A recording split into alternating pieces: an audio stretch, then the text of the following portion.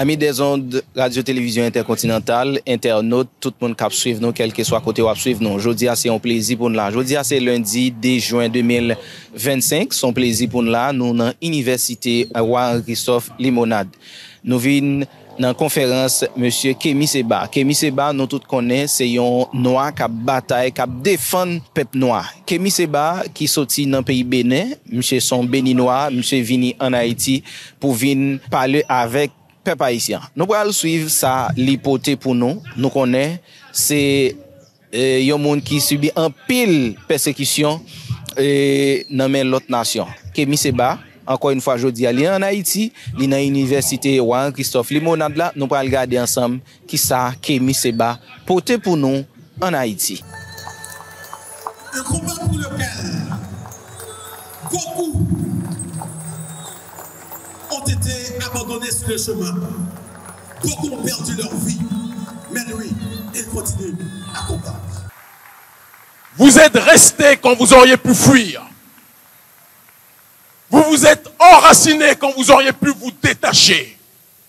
L'exemple qui est le vôtre aujourd'hui est l'exemple d'un peuple qui, même quand on veut l'ensevelir, est prêt à tout pour se libérer.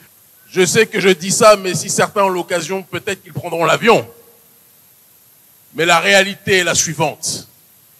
Quand un peuple subit autant de persécutions, un peuple subit autant de censure sur le terrain économique, sur le terrain politique, subit autant de déstabilisation, mais que ce peuple est encore debout, c'est que ce peuple-là, le jour où il réanimera la flamme de l'espérance, ce peuple deviendra un centre de gravité pour le monde noir dans sa globalité.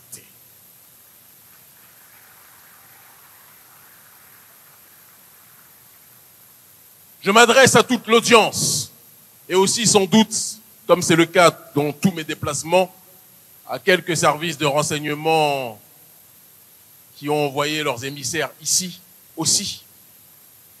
Parce qu'aux quatre coins du monde où je me situe, je sais qu'ils viennent nous monitorer, nous entendre, nous écouter, en se disant qu'est-ce que ce nègre vient répandre. Nous leur répondons que nous venons répandre l'espérance, le rappel, et surtout clarifier la situation par rapport à ce que vit notre population. Aux quatre coins du monde, lorsque j'allume les informations à la télévision, j'entends les médias nous raconter que Haïti est le pays le plus pauvre du monde, ou l'un des plus pauvres. Que Haïti est le pays où les gens se divisent gratuitement. Que Haïti est le pays où les gangs font la loi avec des armes qui tombent du ciel. Un peuple qui n'est pas prêt à pouvoir se libérer. Un peuple qui n'est pas prêt à pouvoir se développer. Et je souris. Si ce pays était un pays si désespérant, on n'aurait pas dans ce pays le plus grand nombre d'ONG de la planète qui viennent occuper le terrain, qui viennent financer la population pour essayer de calmer une révolution qui arrivera tôt ou tard à éclosion. Si un peuple est un peuple pauvre, si un peuple est un peuple désespérant, vous n'auriez pas les ONG des pays prétendument les plus puissants de la planète qui viendraient coloniser ce territoire, comme c'est le cas. Ils vous disent il n'y a rien à tirer d'Haïti. Non, on n'y allait pas. Et puis dès que vous avez le dos tourné, ils prennent tous l'avion pour venir ici. Pourquoi? Ils savent ce que vous ne savez pas. Ils savent ce dont vous ne vous souvenez pas. Ils savent le pouvoir que vous représentez potentiellement. Ils savent géopolitiquement ce que vous pouvez devenir si vous vous rappelez de ce que vous êtes réellement. Depuis la prise de pouvoir et l'instauration de la première République noire, Haïti est dans le collimateur de toutes les nations occidentales. On est devant des étudiants, on va dire le postérieur. On parle avec politesse, nous sommes à l'université. Depuis qu'Haïti a botté le postérieur de l'oligarchie française, le gouvernement français et les différents régimes de la France n'ont jamais pardonné cette humiliation. Et l'Occident a toujours regardé Haïti avec méfiance en se disant que si Haïti se libère réellement, et si Haïti peut fonctionner librement, Haïti risque de devenir un sida, un syndrome d'ingéniosité définitivement acquis qui va se propager dans le cœur de tous les Noirs du monde entier. Et tous les autres pays, toutes les autres Caraïbes voudront suivre l'exemple d'Haïti. Et ça, les Occidentaux ne le veulent pas. Et c'est pour ça qu'ils colonisent ce territoire par deux voies. La première, comme je l'ai énoncé il y a quelques minutes, ce sont les ONG qui viennent vous prétendre être vos amis. Mais comme on le dit toujours, des ONG qui n'aident pas les gens à se débarrasser de l'aide ne sont pas des ONG amis, ce sont des forces néocoloniales. Et c'est important qu'on le dise. Le deuxième aspect, et c'est l'aspect le plus crucial, on vous dit que le pays est aujourd'hui détruit par les gangs. De qui sont composés les gangs? D'Haïtiens. Vrai ou faux ce que je dis? Vrai ou faux ce que je dis? Qui a donné ces armes à ces Haïtiens? Qui a fait en sorte que ces Haïtiens puissent s'entretuer? Qui? Qui? Ceux qui se présentent comme vos amis, mais qui depuis le départ de la libération d'Haïti sont nos ennemis. Le gouvernement français, le Canada, les États-Unis, qui se présentent comme des pays qui sont là pour accompagner Haïti, sont ceux qui livrent les armes en pagaille à la population haïtienne pour que cette dernière s'entretue. C'est la réalité que les gens ne veulent pas entendre. Ils vous disent, oh, regardez-moi ces nègres, ils ne sont pas capables de s'entendre, ils se tirent dessus. Ils avaient fait la même chose dans les années 70, dans les quartiers noirs aux États-Unis. Ils ont balancé la drogue, la cocaïne, la marijuana. Ils ont balancé les armes dans les ghettos pour que les ghettos s'entretuent. Et après, ils viennent dire au reste du monde, vous voyez, les Noirs ne peuvent pas s'entendre entre eux. Mais qui donne les armes? Qui brise les armes? Qui noie le peuple haïtien et qui noie le peuple noir pour qu'il ne puisse pas se relever? Nous les connaissons. Mais nous devons aussi parler de la troisième partie du problème. Une civilisation n'est détruite par l'extérieur que si elle est rongée de l'intérieur. Quels sont ceux qui acceptent que ces armes puissent circuler sur le territoire? Quels sont ceux qui emploient parfois ces gangs pour assurer leur sécurité et terroriser la zone adverse? Quels sont ceux qui font en sorte que Port-au-Prince et que Haïti soient une terre de déstabilisation en accord avec la volonté de l'oligarchie d'Occident? Les autorités haïtiennes. Il faut qu'on soit capable d'en parler. Quand un avion n'est pas piloté par un individu ou un groupe d'individus responsables, l'avion finit par trouver, plus que jamais, la chute, l'accident et la destruction. On ne peut pas toujours se plaindre de la puissance et de l'aspect négatif de ceux qui sont ontologiquement les adversaires de notre peuple. Mais on doit d'abord aujourd'hui, entre nous, se questionner sur les responsabilités qui sont les nôtres par rapport au drame qui arrive à notre peuple. Je sais que certains attendaient peut-être que j'appelle à détruire certaines institutions ou à détruire certaines ambassades. Non. Le seul ennemi numéro 1 du peuple noir et du peuple haïtien, ce sont les limites que nous nous fixons. Le seul ennemi du peuple haïtien, c'est la corruption que nous laissons rentrer dans nos rangs. Le seul ennemi du peuple haïtien, ce sont les égos et la jalousie mal placée qui fait en sorte que nous ne sommes pas capables de nous unifier pour résister à ceux qui veulent nous asphyxier. Le seul ennemi du peuple haïtien, c'est l'injustice sociale qui fait qu'une minorité a tout, pendant que la majorité vit dans une effroyable pauvreté. On ne peut pas passer notre temps à critiquer le néolibéralisme à l'extérieur quand nous avons une petite caste à l'intérieur qui prend 95% des richesses et qui laisse 99% de la population avec 5% des richesses à se partager. Ce n'est pas possible. Oui, le colonialisme est à Washington. Oui, le colonialisme est à Paris. Oui, le colonialisme est au Canada. Mais on doit commencer par lutter contre le colonialisme à l'intérieur de nos rangs.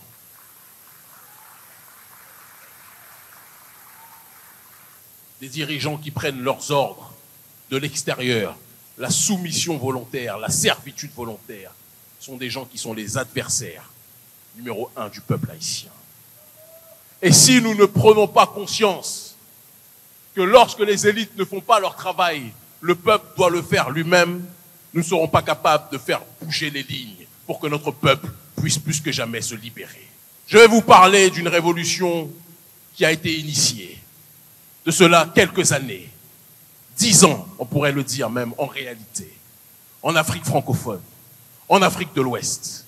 Aujourd'hui, il est coutume pour toute personne noire dans le monde de parler des présidents de l'AES. Et je rends un hommage particulier au président auquel je suis le plus lié institutionnellement, le président du Niger, Abdourahmane Tiani. Je vous demande de l'applaudir très fortement, s'il vous plaît. Je rends hommage aussi à mon frère, le président du Burkina Faso, Ibrahim Traoré. Je rends hommage à mon frère, le président du Mali, Assimi Goïta. Mais je vais être obligé de rendre encore plus hommage à ceux qui sont responsables de l'émergence de ces dirigeants. Parce que l'erreur cyclique de notre population, c'est de croire que ce sont des hommes ou des femmes providentielles qui font la révolution. Ce n'est pas ce qui s'est passé. Les 3 dirigeants que je viens de citer ne sont pas les initiateurs d'un processus révolutionnaire. Ils sont le résultat d'une mobilisation de plusieurs années, des masses populaires de cette région qui ont décidé de prendre en charge leur destinée, qui ont décidé d'arrêter de subir la persécution, qui ont décidé d'arrêter de subir l'injustice sociale. Ils voyaient la corruption comme vous la voyez. Mais à un moment donné, ils ont dit, il faut que chacun mette ses différences de côté. Il faut qu'on arrête les batailles au niveau horizontal et qu'on agisse dans le cadre du combat au niveau vertical. Unifier la base et se battre contre le sommet. Ils se sont mobilisés. Nous les avons accompagnés. Nous nous sommes au milieu d'eux, en première ligne même, mobilisés. Nous avons réussi à bousculer les régimes marionnettes de l'Occident. Le président du Mali est tombé. Le président du Burkina Faso est tombé. Le président du Niger qui mettait, quand nous venions faire des manifestations contre la puissance néocoloniale au Niger, qui mettait des drones juste au-dessus de notre résidence, qui nous surveillait, qui nous persécutait, qui nous faisait agresser par ces chiens de service. Le président du Niger a chuté parce que le peuple a décidé de croire en lui-même. Qu'est-ce qui fait la différence aujourd'hui entre le peuple au Sahel et le peuple haïtien? Le peuple haïtien est à la base de la révolution au Sahel. La révolution haïtienne est la matrice du combat qui se déroule aujourd'hui au Sahel. Et les gens ne le savent pas, ne le disent pas assez. Mais moi, je veux insister sur ce fait. Lorsque nous menons la révolution, j'ai écrit un livre en 2018 qui s'appelle « L'Afrique libre ou la mort ». Un chapitre entier de ce livre est dédié à Haïti. Entier. Et je déclare que c'est le pèlerinage sur cette terre, le fait d'être en adéquation avec le peuple ici présent, de me revitaliser en voyant les conditions de ma population et la résilience de notre peuple. En me rappelant comment Dessalines, comment Félicité, comment Boukman Duty et tous ceux qui ont fait la révolution se sont organisés. Comment ils ont réussi à mettre sur pied un système de résistance qui a bousculé l'Occident. Et c'est ce qui fait que nous initions la campagne contre le franc CFA. C'est ce qui fait qu'après la campagne contre le franc CFA, nous initions la campagne contre les bases militaires. Et c'est la campagne contre les bases militaires qui accélère le processus de déstabilisation des présidents marionnettes. Pourquoi je vous dis tout ça? Je vois plein de gens parmi vous qui regardent en rêvant de ce qui se passe au Sahel, en se disant c'est magnifique, vous les enviez. Il est temps d'arrêter d'admirer ce qui se fait loin et de réaliser que ce qui se fait loin, vous pouvez le faire encore plus ici. Qu'est-ce qui empêche, avec aujourd'hui l'aide d'Internet, d'organiser des mobilisations, contre les différents adversaires de nos populations, ceux qui pillent les ressources du pays. Numéro 1, les puissances néocoloniales qui se présentent comme vos amis. Numéro 2, et troisième point, contre ceux qui acceptent d'être instrumentalisés pour déstabiliser le pays. Qui est-ce qui vous empêche de vous mobiliser pour cela? Qui est-ce qui vous empêche de vous organiser comme les gens se sont plaints, se sont mobilisés contre les détournements de Pétro-Caraïbes, etc. Qui est-ce qui empêche notre peuple ici à Haïti de commencer les mobilisations contre ceux qui sont les ennemis en réalité identifiés? Il faut que chacun d'entre nous se pose des questions.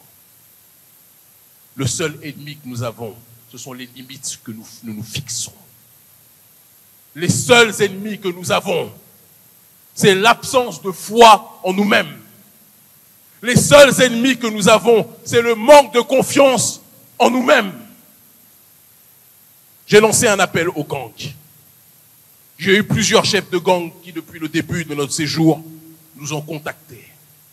Nous allons rendre public d'ici quelques jours leurs propositions par rapport à l'appel que j'ai lancé. J'ai dit aux chefs de gang qu'ils devaient baisser les armes contre le peuple. Parce que les ennemis des gangs, ce n'était pas le peuple haïtien, c'était ceux qui leur donnaient les armes pour tirer sur le peuple haïtien.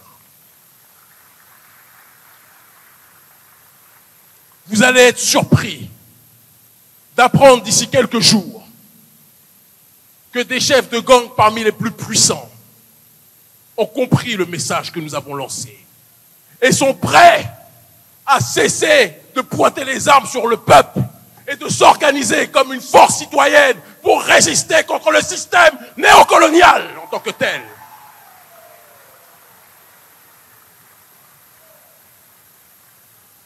C'est pour ça que le gouvernement américain ne voulait pas que nous soyons là. C'est pour ça que le gouvernement français ne voulait pas que nous soyons là.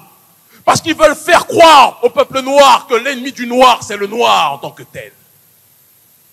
Mais quand le noir finit par comprendre que celui qui est en face de lui est son frère, quand il finit par comprendre que celle qui est en face de lui, ce n'est pas une personne à attaquer, à agresser, à violer, mais une sœur et une femme à protéger, la dynamique finit par changer. Si le prolétariat haïtien et les gangs comprennent qu'ils ont un ennemi en commun, comment pensez-vous que ceux qui sont en train d'occuper le pays, comment pensez-vous que ceux qui sont en train de coloniser les esprits vont fonctionner? Ils vont tous faire leurs valises et ils vont rentrer à Washington, à Paris, au Canada et ailleurs, parce qu'ils sauront qu'ils sont identifiés comme les forces déstabilisatrices du pays. Je ne fais pas partie de ceux qui se réjouissent quand l'Union africaine, qui a à sa tête un certain nombre de corrompus, en recevant les ordres des États-Unis, en recevant les ordres de l'Union européenne, envoie des militaires kenyans pour tirer sur les frères qui sont ici, qu'on appelle les gangs. Le problème, ce ne sont pas les gangs. Le problème, ce sont ceux qui livrent les armes aux gangs en tant que tels. Le problème, ce sont ceux qui font en sorte que les gangs terrorisent le pays pour créer l'anarchie et que plus personne ne veuille venir ici à Haïti. Et c'est pour ça que j'ai fait partie de ceux qui se sont réjouis quand Donald Trump a dit qu'il voulait arrêter USAID. Certains ont pleuré, j'en connais. Certains se sont dit, oh, on n'aura plus nos financements, j'en connais. Mais il faut que notre peuple apprenne à vivre sans l'aide de ceux qui veulent nous voir noyer.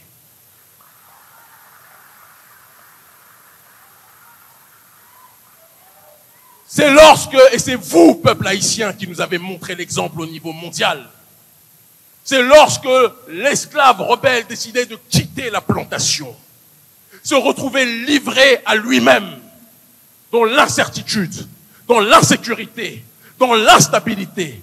C'est dans ces moments-là de transcendance et de dépassement que l'esclave rebelle finissait par trouver sa voie pour agir dans le cadre de l'autodétermination. Nous n'avons pas besoin de l'aide des gens qui se considèrent comme les messies d'Haïti. Le seul messie d'Haïti, c'est l'haïtien et l'haïtienne en tant que tel.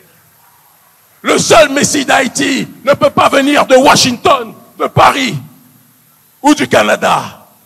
Le seul messie d'Haïti, c'est l'homme haïtien, la femme haïtienne, le jeune haïtien, la jeune haïtienne, la jeunesse prolétaire, la jeunesse universitaire, tous ceux qui sont sur ce sol ou qui sont dans la diaspora et qui comprennent qu'ils ne peuvent respirer chaque jour sans penser à comment faire pour relever Haïti. Ce qui nous manque, c'est le rappel de ce que signifie le panafricanisme. La cérémonie du bois caïman, c'était l'unité de diverses esclaves rebelles, de différentes ethnies, de différentes approches spirituelles. Et ils ont décidé de mettre leurs désaccords de côté. Ils ont décidé de mettre leurs égos de côté. Ils ont versé leur sang. Et ils ont fait vœu commun de transcendance pour libérer leur population. Cet exemple-là a créé le panafricanisme. Cet exemple-là est la matrice politique, idéologique, culturelle du panafricanisme, qui signifie l'unité des diverses formes d'africanité dans le but d'obtenir une collective souveraineté. Il n'y aurait pas de révolution haïtienne à travers cette cérémonie du bois caïman, il n'y aurait pas eu la révolution panafricaniste. Il n'y aurait pas eu de Marcus Garvey, il n'y aurait pas eu de Malcolm X, il n'y aurait pas eu de Kwame Nkrumah, il n'y aurait pas eu de Thomas Sankara, il n'y aurait pas d'Ibrahim Traoré aujourd'hui, s'il n'y avait pas la démarche de révolution haïtienne en tant que telle. Mais comment pouvez-vous inspirer le reste de l'humanité noire et ne pas comprendre que si vous êtes les inspirateurs, vous devez réactiver cette pensée en vous-même? Vous n'avez même pas besoin de Kémy Séba. Vous n'avez même pas besoin d'urgence panafricaniste. C'est nous qui avons besoin de vous. C'est le monde noir qui a besoin d'Haïti. C'est le monde noir qui a besoin de votre réveil. C'est le monde noir qui a besoin de votre résurrection. C'est le monde noir qui a besoin que vous remettiez plus que jamais dans vos cœurs et dans votre esprit le courage et la flamme qui a plus que jamais au commencement ravivé les espérances. Haïti est à une croisée des chemins. Vous pouvez soit aller vers la destruction définitive ou aller vers la résurrection ultime qui pourra être un outil géopolitique fondamental pour le reste de l'humanité. Haïti est, géographiquement parlant, un pays qui est un problème pour l'oligarchie d'Occident. Vous êtes à proximité des États-Unis, à quelques heures de Miami. Le gouvernement américain sait que s'il y a une démarche révolutionnaire ici, il va se retrouver avec une situation bien pire qu'à l'époque de Cuba, du Grand Cuba, lorsqu'ils étaient à proximité du territoire américain et qu'ils étaient dans une dynamique géopolitique autre. Vous vous plaignez, vous souffrez. Il y a la précarité, il y a l'injustice sociale, il y a l'insécurité. C'est une réalité. Nous avons dépensé plus de 30 000 $ pour venir ici. Des gens nous ont invités verbalement. Mais notre délégation a tout payé de ses poches pour venir vous voir depuis l'Éthiopie jusqu'ici. Et vous savez pourquoi? Même dans nos familles nous disaient « Mais pourquoi vous prenez une grande partie de vos économies pour aller à Haïti ?» Et nous leur avons répondu « Parce que si le cœur du panafricanisme ne respire pas, le corps mourra. » Vous êtes le cœur du panafricanisme. Vous êtes le cœur de la révolution. Quand je vois les images à la télévision de notre peuple meurtri, de certains assassinés, de certains violés, je ne fais pas partie de ceux qui se disent « Ah, c'est une autre partie des Noirs, ça ne me regarde pas. » Si Haïti est à terre, nous sommes tous à terre dans le monde en tant que tel.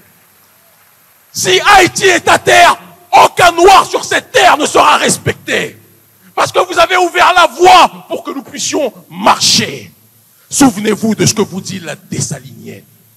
Souvenez-vous des sacrifices qu'ils ont été prêts à faire pour aller vers la voie de la libération.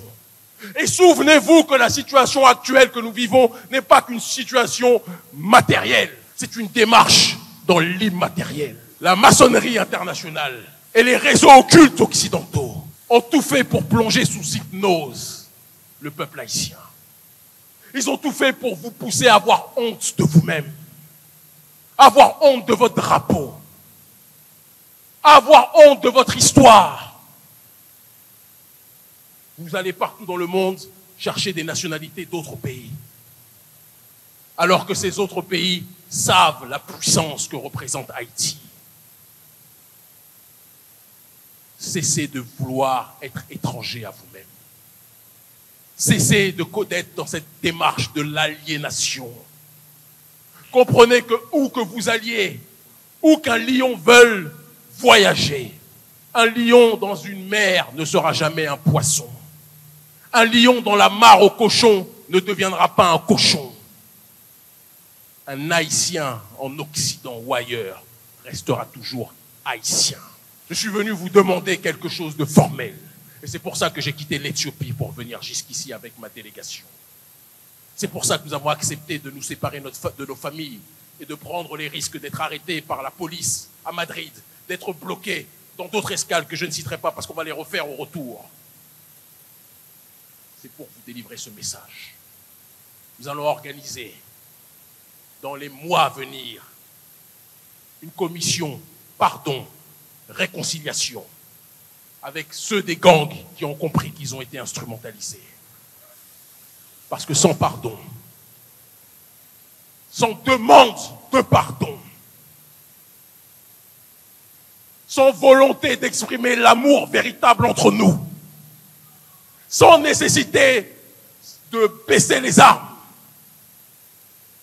Haïti ne se relèvera pas. Et après cette commission, pardon, réconciliation, excuse, pardon, réconciliation,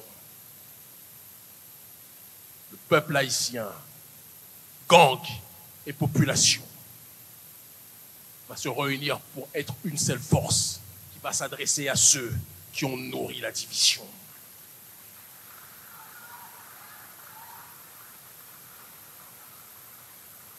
C'est ce que le gouvernement américain ne veut pas. C'est ce que le gouvernement français ne veut pas. C'est ce que le gouvernement canadien ne veut pas. Mais c'est ce qui va se passer tôt ou tard. Si les gangs cessent d'être des assassins et deviennent des forces de sécurité qui marchent aux côtés du peuple, dans le cadre de grandes mobilisations pour dénoncer les forces exogènes qui veulent déstabiliser Haïti. Haïti va devenir l'épicentre de la révolution du peuple noir. Et je le dis avec simplicité.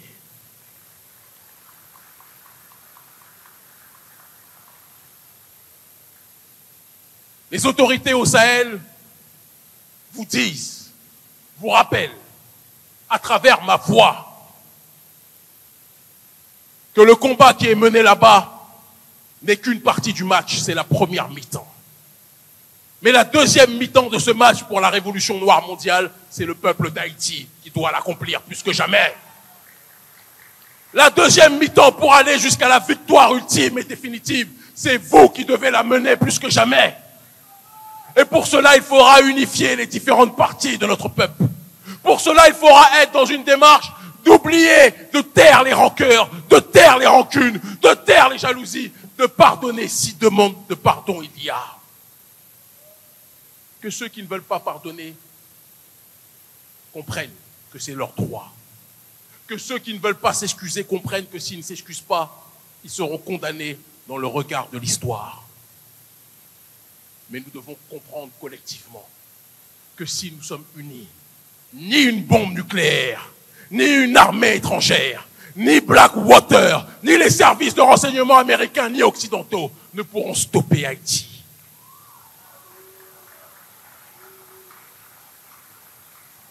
N'est-ce pas le déséquilibré de Donald Trump qui disait que les Haïtiens mangent des corps humains aux États-Unis? Il est tellement traumatisé par Haïti, que pour lui, les Haïtiens, au XXIe siècle, en sont encore à ce stade. Mais en fait, il a le souvenir de ce qu'a été, la correction qu'ont pris les troupes françaises et occidentales au départ avec Haïti. Et il se dit que s'il ne stigmatise pas les Haïtiens partout où ils sont, imprègnent la société, inspirent la société, donnent le rythme aux sociétés. Et donc il faut toujours continuellement être dans une démarche de les diaboliser. Mais vous savez pourquoi vous êtes stigmatisés. Vous-même, vous savez pourquoi vous êtes marginalisés. Et on dit toujours que c'est l'exclusion d'un homme par l'autre ou d'un peuple par l'autre qui donne envie au peuple exclu de se constituer sa propre puissance. Constituons-nous notre propre puissance, peuple d'Haïti. Rappelons-nous la puissance que nous constituons lorsque nous sommes unis. Rappelons-nous la puissance lorsque les jeunes écoutent les vieux, lorsque les vieux respectent les jeunes. Rappelons-nous la puissance quand l'homme noir donne la fierté à la femme noire et que la femme noire est dans une démarche de donner la bonne direction à partir de son cœur à l'homme noir. Rappelons-nous ce que c'est que la logique du partage quand vous avez un peu et que vous êtes dans une démarche de pouvoir donner à celui qui a moins. Rappelons-nous ces valeurs qui font du peuple haïtien un peuple unique sur cette terre. Rappelons-nous que ces valeurs sont les points cardinaux qui donneront lieu à la résurrection de notre population. Et rappelons-nous que si nous marchons dans la même direction, aucun pays sur cette terre, je dis bien aucun, ne pourra freiner, stopper le chemin pris par Haïti.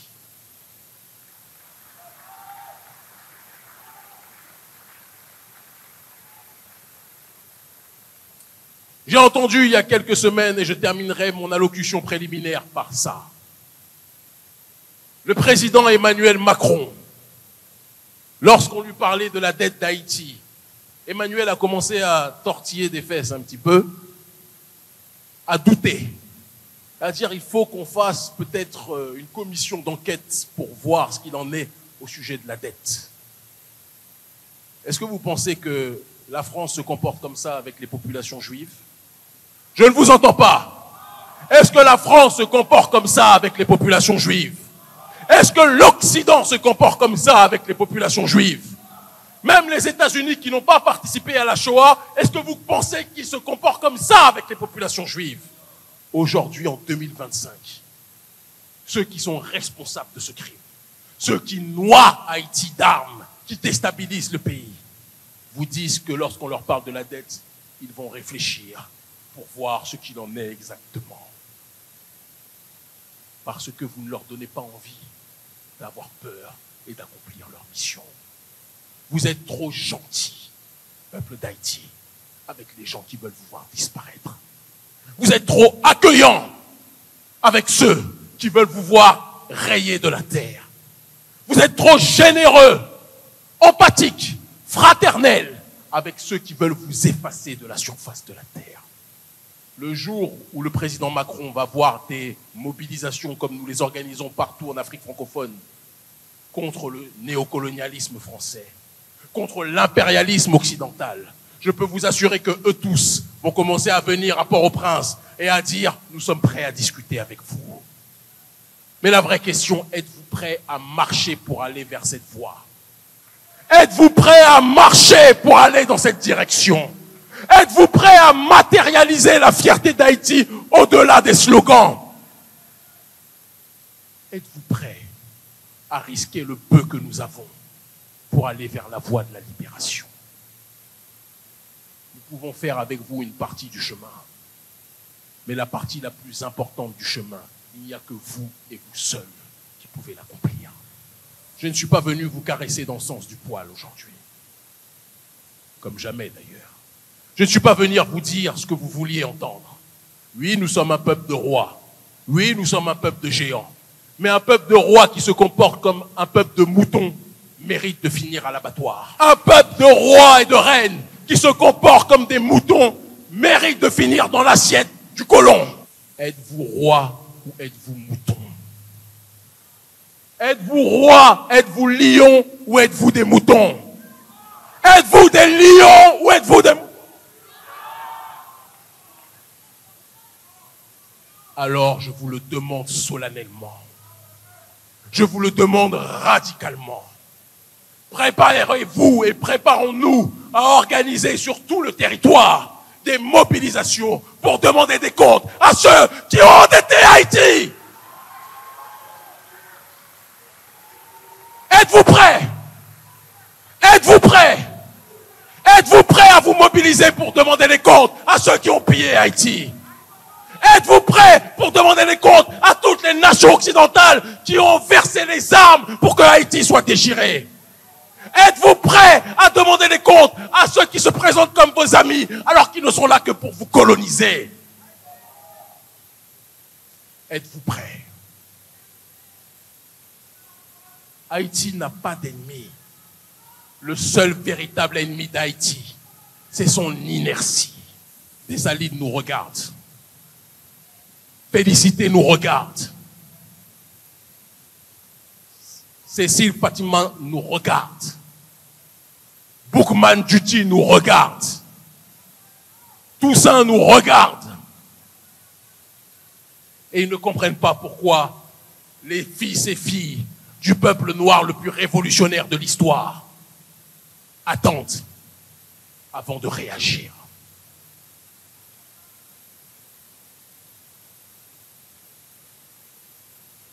Peuple d'Haïti, rappelle-toi de qui tu es. Peuple d'Haïti, rappelle-toi quelles sont tes valeurs. Peuple d'Haïti, rappelle-toi de ta mission. Peuple d'Haïti, rappelle-toi de ton véritable drapeau. Peuple d'Haïti, rappelle-toi de ta détermination.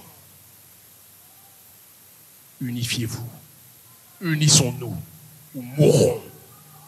La liberté ou la mort, ce n'est pas un slogan. Ça doit être quelque chose que nous devons matérialiser dans les prochains temps. Mobilisation sur tout le territoire.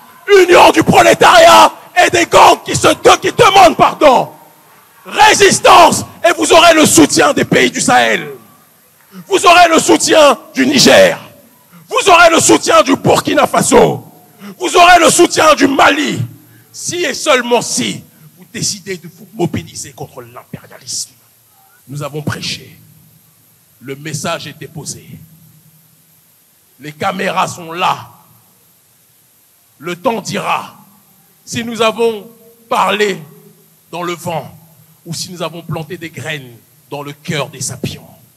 Une amie journaliste m'a appelé avant-hier et m'a dit qu'Émy, avec ta déclaration et ta proposition que les gangs déposent les armes contre le peuple et réorientent leur énergie contre l'impérialisme, tu es encore plus ciblé par les États-Unis. Et je leur ai dit, être ciblé par la nation la plus criminelle de l'histoire, c'est comme si j'étais footballeur et que j'avais un ballon d'or. C'est une bénédiction. La liberté ou la mort, nous vaincrons. Merci infiniment. Voilà, madame, messieurs internautes, sur Radio Télévision Intercontinentale, nous sommes suivre une conférence avec Kémy Séba. Kémy Séba a porté un vibrant message pour le peuple haïtien. Non seulement pour le peuple haïtien, pour le peuple noir. Et il y a un bagage qui attire l'attention sur le vibrant message. Kémy Séba dit que nous-mêmes, haïtiens, zamio, qui bataille contre nous aujourd'hui, ce n'est pas un coup d'éclair qui met dans le pays. Son côté est sorti. C'est dans le même monde, dans le même pays qui dit que c'est amis nous. Pourtant, c'est ennemis nous. Kémy Séba prône une union pour tout le peuple haïtien. Pour une marche, pour demander pardon. Pour demander pardon pour le peuple là. Parce que je ne dis pas ça n'a pas subi, les graves. Kémy Séba, il y a un bagage qui attire l'attention encore. Kémy Séba mentionné pour nous. Il sorti dans le pays Bénin, il joue en pile attaque. Il a arrêté plusieurs fois dans l'aéroport, mais il vient quand même. Et il dit que il paye environ $30,000 américains, il dépensé pour venir dans le pays pour venir faire conférence ça. Pour qui ça le vient faire? En pile nous a posé tête nos questions. Kémy Séba, son monde qui bataille, qui a une lutte la mener pour défendre le peuple noir. Nous sommes gardés ensemble, vibrant message ça. Et en pile monde crier, de l'eau sorti dans un pile monde, en pile applaudissement. Mais nous pas voulons s'arrêter là seulement, on nous embrasser l'idée Kémy Séba. Même Jean nous gagne Ibrahim Traoré, nous avons un paquet d'autres leaders, nous même en Haïti, on nous font leader tout non. On haïtien conséquent qui pas dans corruption, qui pas dans connivence avec gang, on nous mène une bataille comme ça pour peuple là, pour nous délivrer peuple là. Merci tout le monde qui était ensemble avec nous sur Radio Télévision Intercontinentale. Non pas, c'est ingénieur Michel Franz Becker. N'a croisé dans l'autre vidéo, pas négliger, like partager, commenter. Merci tout le monde.